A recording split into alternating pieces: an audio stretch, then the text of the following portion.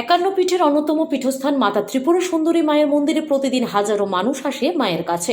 পুণ্যার্থীরা এসে তাদের মনস্কামনা পূর্ণ করার জন্য মায়ের কাছে প্রার্থনা করে, যে যার মতো করে মায়ের কাছে দক্ষিণা প্রদান করে।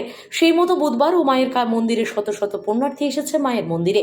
এর মধ্যে উদয়পুর পূর্ব মির্জার বাসিন্দা সৌমিত দাস মায়ের প্রণামী থালা থেকে 260 টাকা চুরি করে ফেলে। এটা দেখতে পায় মন্দিরে আসা অন্য পুণ্যার্থীরা। সঙ্গে সঙ্গে সৌমিত দাসকে কিছু উত্তম মধ্যম দিয়ে রাধাকিশোরপুর থানার পুলিশের হাতে তুলে দেওয়া হয়। সৌমিত দাস বাড়ি কোনখানে? পূর্ব মির্জা। পুলিশ কে জানছে তোমারে?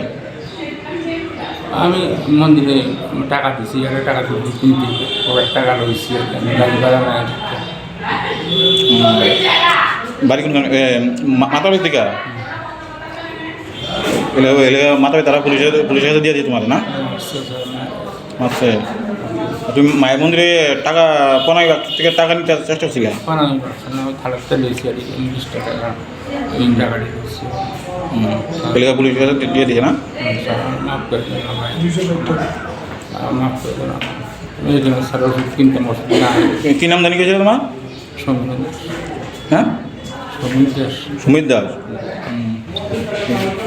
Bureau report, S Bharat live 24 hours.